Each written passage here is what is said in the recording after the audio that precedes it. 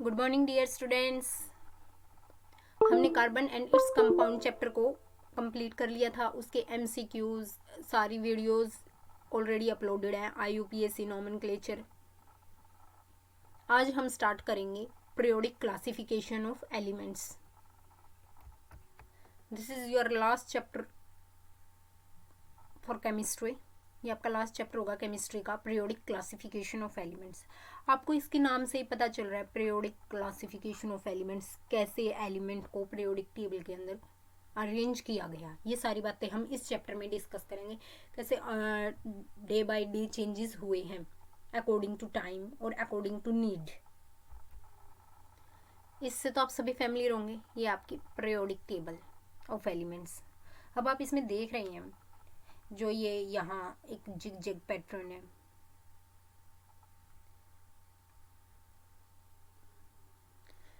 ये सारी क्या है? मेटलॉइड्स। जिग पैटर्न के इधर तरफ क्या है? सारी की सारी नॉन मेटल्स। इधर ये सारा एरिया, ये सारे क्या है? मेटल्स। ठीक है ना। लेकिन क्या ये अरेंजमेंट इतनी आसान रही होगी कि इसको बस ऐसे ही अरेंज कर दिया? और ये देखो, आप सबको पता है ये जो अपनी ये एटॉमिक नंबर के बेस के ऊपर है, इंक्रीजिंग एटॉमिक नंबर के बेस के ऊपर सारी के सारी पीरियोडिक टेबल। और आप इसमें देख रहे हैं जो आपका ये फर्स्ट 1 मिनट, जो ये आपका फर्स्ट रो है, इसमें कितने ऑर्बिट होते हैं? 1। नेक्स्ट में कितने? 2 ऑर्बिट, फिर 3 ऑर्बिट्स, फिर 4, 5, 6, 7। नंबर ऑफ ऑर्बिट्स भी जो है आपके इसी ट्रेंड में बढ़ रहे हैं। क्या ये सारी चीज़ें इतनी आसान रही? ऐसा बिल्कुल भी नहीं है। बहुत सारे चेंजेस हुए। पहले इतने एलिमेंट थे ही नहीं, 118 एलिमेंट थे ही नहीं जिस टाइम से पीरियड जो है एलिमेंट्स को अरेंज करने का ट्रेंड आया अकॉर्डिंग टू टाइम आपको। लेकिन वही है, जैसे जैसे नंबर इंक्रीज हो रहा था एलिमेंट्स का, तो साइंटिस्ट ने सोचा भाई इनको कुछ इस तरीके से अरेंज किया जाए कि ये सबके लिए आसान हो चीज़ें। अब आपके लिए कितनी आसान है आपको पता है। Hydrogen, helium, lithium, beryllium, boron, carbon, nitrogen, oxygen, fluorine, neon, sodium, ये सारी चीज़ें आपको एटॉमिक नंबर के बेस के ऊपर याद है। आपको पता है एटॉमिक नंबर इंक्रीज होएगा तो साइज इंक्रीज होएगा, साइज इंक्रीज होएगा इस साइड क्या होगा? Metallic character. जैसे जैसे नीचे की तरफ मूव करोगे मेटेलिक करेक्टर बढ़ेगा, ऊपर की तरफ मूव करोगे नॉन मेटेलिक करेक्टर बढ़ेगा।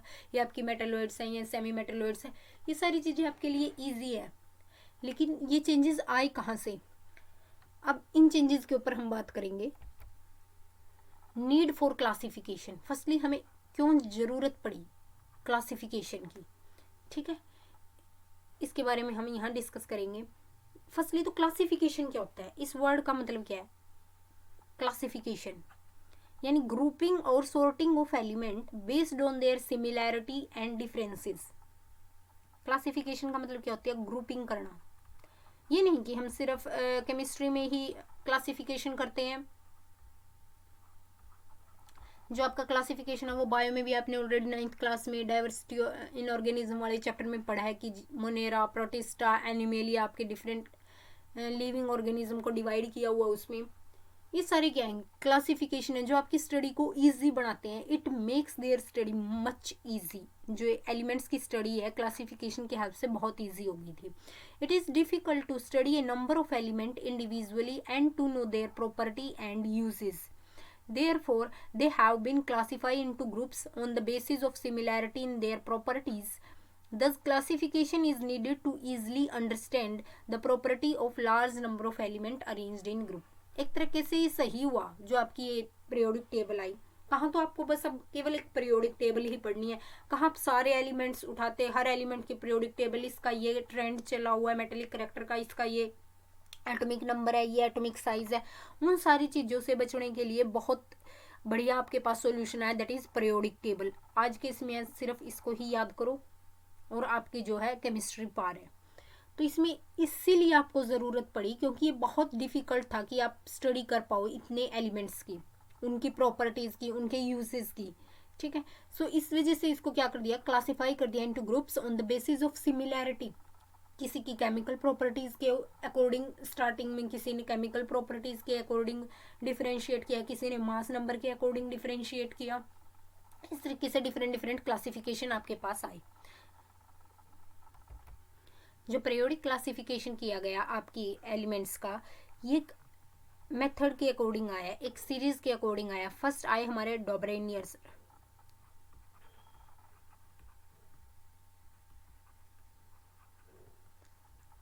1829 में। उसके बाद आए आपके न्यूलैंड्स,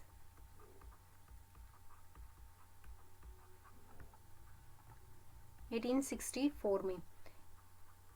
देन आपके आए मेंडेलीव्स,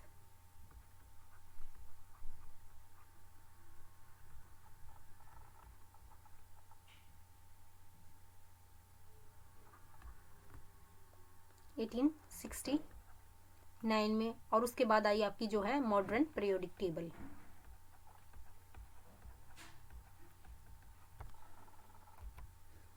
मॉडर्न पीरियोडिक टेबल आई आपकी 1913 में, जो हेनरी मोजले ने डिज़ाइन की थी, ठीक है। ऐसे इस सीरीज में हम सारी सबके मेथड्स को देखेंगे, सबने कैसी क्लासीफाई किया चीज़ों को, वो चीज़ देखेंगे। फर्स्ट हम बात करते हैं डॉबरेनियर्स ट्रायड्स की। डॉबरेनियर triads, it show that when 3 elements in a triad were written in order of increasing atomic mass, the atomic mass of middle element was roughly the average of other 2 element. यहाँ average mass of other 2 elements। जो डॉबरेनियर triads आया, triads यानी 3 atom को, 3 atoms को ये arrange कर रहे थे। हो क्या रहा था कि 3 एलिमेंट्स को अरेंज कर रहे थे, सॉरी, हो क्या रहा था कि इन्होंने सबसे पहले देखा कि मास नंबर के ऊपर हम अरेंज करते हैं अकॉर्डिंग टू मास। उस टाइम केवल 30 plus, you can say that 33 element ही थे। 1829 की ये बात है। उस टाइम ये क्लासीफाई करना चाह रहे थे चीज़ों को कि कैसे चीज़ें क्लासीफाई हो रही हैं। इन्होंने बोला कि हम इनको एटॉमिक मास के अकॉर्डिंग अरेंज करेंगे। जैसे इन्होंने लिया लिथियम, सोडियम और पोटेशियम। इस केस में जो ये डोब्राइनर थे, ये आपके जर्मन साइंटिस्ट थे, suggest that the properties of elements are related to their atomic mass. इन्होंने ये बोला था कि जो आपकी प्रॉपर्टीज होंगी वो किसके अकॉर्डिंग रिलेट करेंगी, एटॉमिक मास के अकॉर्डिंग रिलेट करेंगी। आपको एटॉमिक मास पता है ना क्या है? Atomic mass number of proton plus number of neutron, ये आपका एटॉमिक मास होता है। Number of proton plus number of neutron, उसके अकॉर्डिंग इन्होंने अरेंज किया था एलिमेंट्स को। He arranged them on increasing order of atomic mass and show that जो atomic mass होगा middle element का was approximately equal to the mean of the atomic mass of other 2 element। उन्होंने ऐसा बोला कि जो like we can take first triads, lithium का मास कितना होता है 6.9, कुछ इतना ही होता है। सोडियम का कितना होता है, दैट इज 23। पोटेशियम का कितना होता है 39.1। अब इन्होंने बोला कि आप अगर फर्स्ट का और थर्ड का मास का एवरेज करते हैं, एवरेज यानी मीन डिवाइडेड बाय 2, अगर आप एवरेज करते हैं तो आपके पास कितना आता है, जो मिडल वाला एलिमेंट है उसका मास आता है। ये बात तो बिल्कुल सही है, यहाँ तो आ रहा है। इसका कितना है, सोडियम का 23 है, आ गया ना ये तो। ऐसे इन्होंने कैल्शियम का, स्ट्रोंशियम का और बेरियम का किया था। कैल्शियम, स्ट्रोंशियम और बेरियम का, फिर क्लोरीन, ब्रोमीन और आयोडीन का। इस तरीके से इन्होंने चीज़ों को अरेंज किया था। आप इनका देखिए एक बार, कैल्शियम का, स्ट्रोंशियम का और बेरियम का मास को अरेंज करके ये देखिए कि स्ट्रोंशियम का मास आ रहा है क्या आपके पास। नेक्स्ट ऐसे ही क्लोरीन, ब्रोमीन और आयोडीन। लेकिन एक बात ये याद रखनी है, इन्होंने स्पेसिफिक बोला है कि ये सारे इंक्रीजिंग एटॉमिक मास के ऑर्डर में रहेंगे। ये नहीं कि आप इसको लिख दो इस ट्रायड को, सोडियम, लिथियम, पोटेशियम, फिर लिथियम का मास नहीं आपके पास आएगा। अगर आप सोडियम और पोटेशियम के मास की एवरेज करोगे तो फिर आपके पास लिथियम का मास नहीं आएगा। इन्होंने एक स्पेसिफिक बात बोली है कि ये सारे किस तरीके से अरेंज करने हैं आपने इंक्रीजिंग एटॉमिक मास के हिसाब से अरेंज करनी है। और आपको पता है एटॉमिक मास क्या होता है, number of proton plus number of neutron. यहाँ आपको लिथियम का एक मैंने एग्जांपल करके दिखा दिया है। इसमें क्वेश्चन भी ऐसे ही आते हैं कि आइडेंटिफाई करो आपने जो ड्रोब्राइनर ट्रायड्स है ये फ्रॉम द फॉलोइंग ग्रुप। जैसे मैं अगर आपको कोई और एग्जांपल दूं कि जैसे मैग्नीशियम, कैल्शियम और स्ट्रोंशियम, क्या ये एक ड्रोब्राइनर ट्रायड है या नहीं। मैग्नीशियम का मास लिखिए 24.3, कैल्शियम का 40.1 एंड स्ट्रोंशियम का कितना होता है ये आपका 87.6। जिस टाइम आप 24.3 प्लस 87.6 डिवाइड बाई 2 करते हो तो आपके पास आता है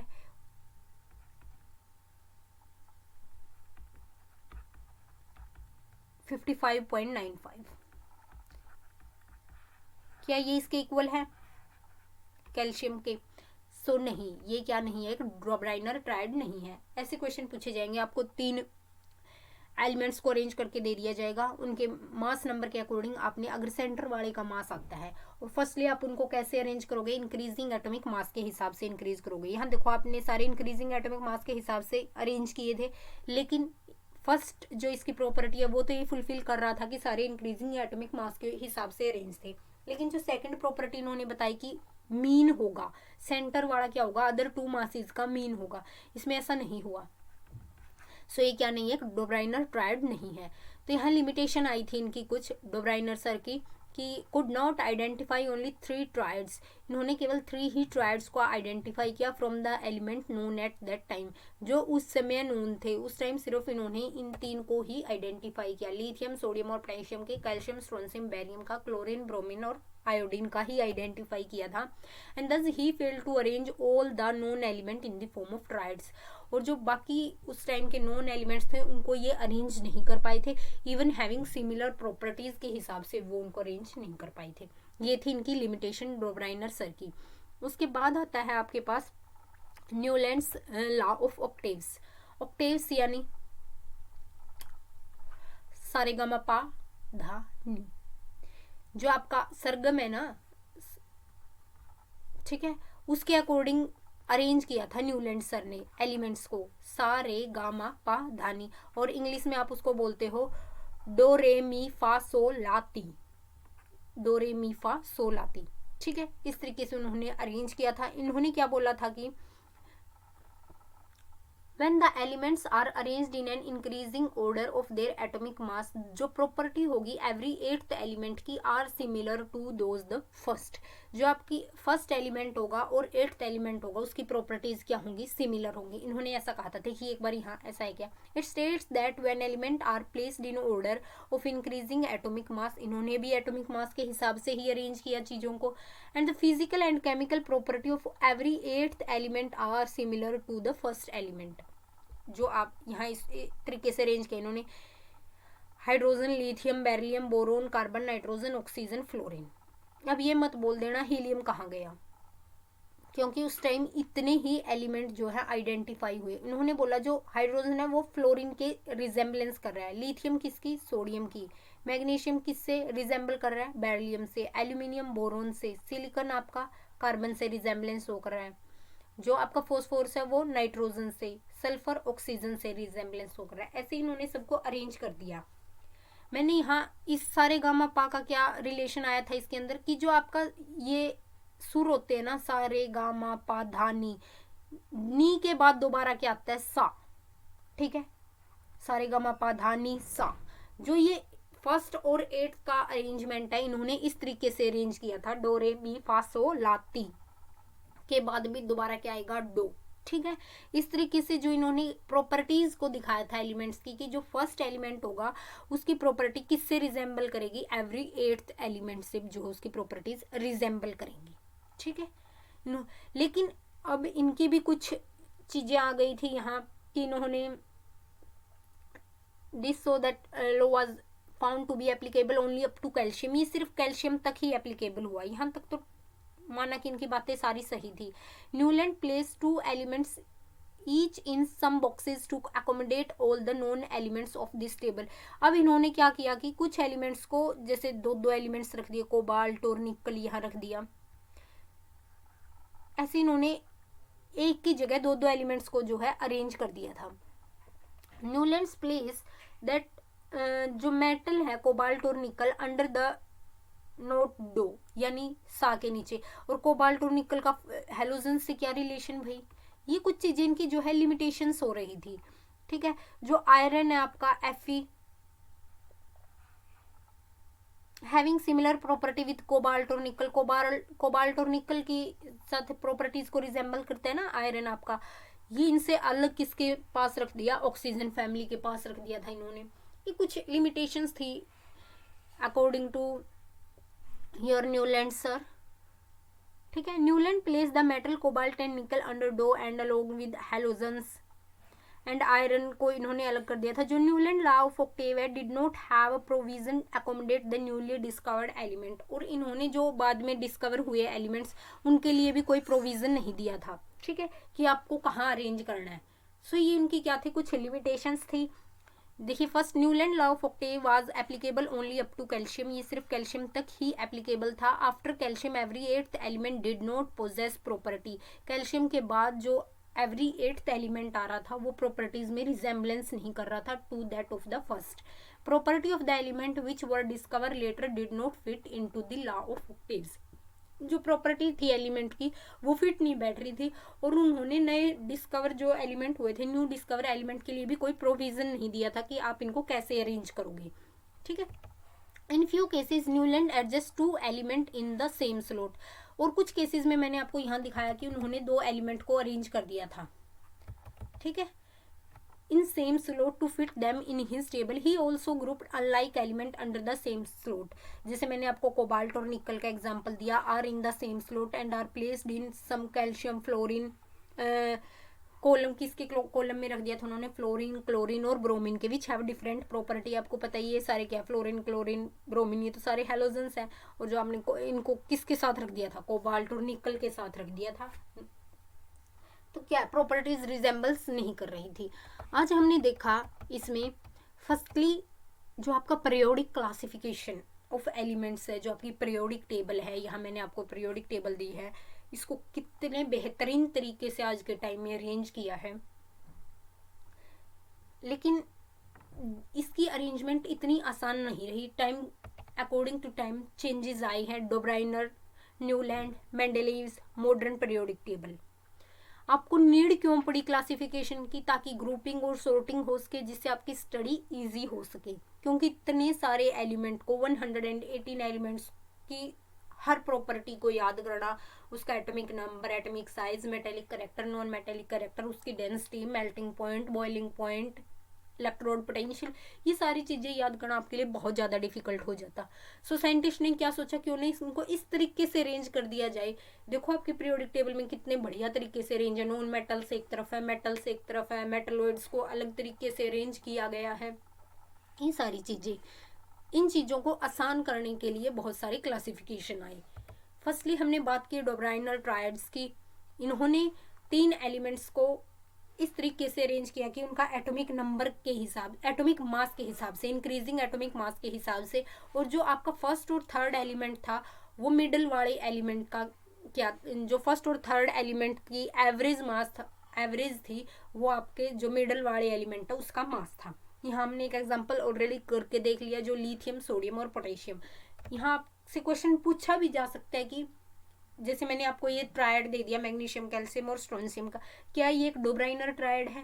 ये फर्स्ट प्रॉपर्टी को तो फुलफिल कर रहा था कि सारे इंक्रीजिंग एटॉमिक मास के हिसाब से रखे हैं, लेकिन जो सेकंड प्रॉपर्टी आई उसको इसने रिजेंबल नहीं किया, कि ये एवरेज नहीं मिला हमें दोनों के मासेस का, ठीक है। तो ये इसकी क्या थी, एक लिमिटेशंस हमने इसके बारे में डिस्कस की कि इन्होंने सिर्फ 3 ही ट्रायड्स को डिस्कवर किया, बाकी के लिए इनके पास कोई रूल्स नहीं आए। They have failed to arrange all known elements in the form of triads. Next हमने बात की Newland law of octaves. Octaves होते हैं सरगम, जो सारे गामापा धारनी।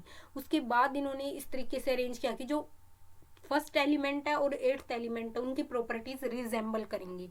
अप टू कैल्शियम तक इनकी सारी स्टेटमेंट सही जा रही थी, लेकिन आफ्टर कैल्शियम कुछ कुछ बैड इफेक्ट्स आने लगे कि जो इन्होंने कहीं तो दो दो एलिमेंट्स को अरेंज कर दिया एक ही स्लॉट के अंदर।